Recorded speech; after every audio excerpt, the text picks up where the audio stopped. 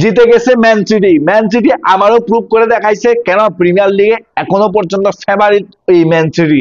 আর এই ম্যান সিটির প্লেয়ারদের শেষের দিকে অর্থাৎ লিগের শেষের দিকে এসে কি হয় একমাত্র মনে হয় প্লেয়াররাই জানে।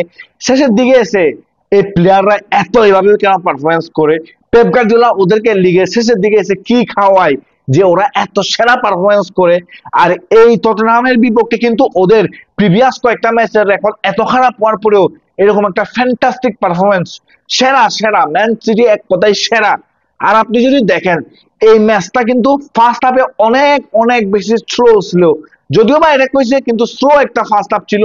এই ম্যাচটা যা খুলছে কিন্তু সেকেন্ড হাফে। এই ম্যাচে টটেনহাম গোল ডিজার্ভ করতো ঠিক আছে, কিন্তু ম্যান সিটিও গোল ডিজার্ভ করতো। ম্যান সিটিও কিন্তু টটেনহাম থেকে কোনো মতেই পিছিয়ে ছিল না। আর এই ম্যাচটা ম্যান সিটি যেভাবে বাইর করে ফেলছে, উফ, ফ্যান্টাস্টিক ফ্যান্টাস্টিক। যতই বলি কম হয়ে যাবে ম্যান সিটির জন্য। আর এই ম্যাচে ম্যান সিটির সাব দোকু ফ্যান্টাস্টিক। মানে এই দোকু আজকের ম্যাচে যা করে দেখাইছে, ওরে ভাই, আগুন আগুন পুরাই আগুন। আর এখন ম্যান সিটি মাত্র একটা ম্যাচ পিছিয়ে আছে, সেটা হচ্ছে ওদের হোমে ওয়েস্ট হামের বিপক্ষে। ওইখানে জিততে পারলেই ম্যান সিটির আর কোনো সমীকরণ নাই। ম্যান সিটি 2023-2024 সিজনের প্রিমিয়ার লিগ চ্যাম্পিয়ন হয়ে যাবে গা। এখন আর্সেনাল ফ্যানদের সৃষ্টিকর্তার ডাকা ছাড়া আর কোনো উপায় নাই। আর কারণ ম্যান সিটি যদি শেষ ম্যাচটা জিতে যায় ওয়েস্ট হামের বিপক্ষে, তাহলে আর্সেনালের আর করার কিছুই নাই। আর আর্সেনাল যদি শেষ ম্যাচটা জিতেও কিন্তু তারপরেও ওদের ম্যান সিটির দিকে তাকায় থাকতে হবে, ম্যান সিটি যেন পয়েন্ট ড্রপ করে। আর ম্যান সিটি পয়েন্ট ড্রপ করলেই মাত্র আর্সেনালের চান্স থাকবে প্রিমিয়ার লিগ জেতার। এই ম্যান সিটিকে আটকানো আসলে কঠিন। আমার কোনো মতে মনে হয় না ওয়েস্ট হাম কোনো কারণে ইতিহাসে ম্যান সিটিকে হারাইতে পারবে।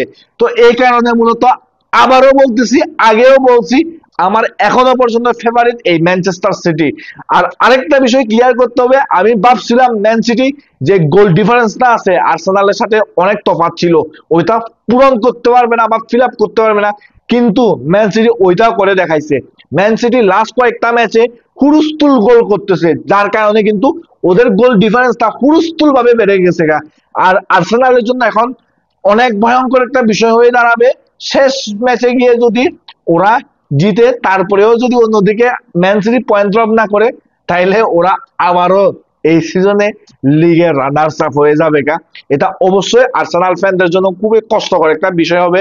এখন দেখা যাক, সময় আছে এখনো, ইংলিশ প্রিমিয়ার লিগের লাস্ট ম্যাচ দিতে কি হয়।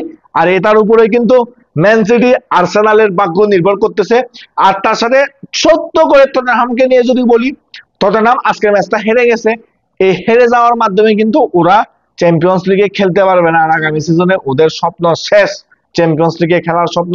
আগামী সিজনে লিভারপুল, আর্সেনাল, ম্যান সিটির সাথে চ্যাম্পিয়ন্স লিগ খেলবে অ্যাস্টন ভিলা।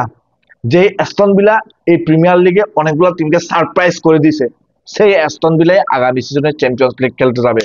দেখা যাক কি হয় আগামী সিজনে চ্যাম্পিয়ন্স লিগে, আগামী সিজনে ইউরোপা লিগে।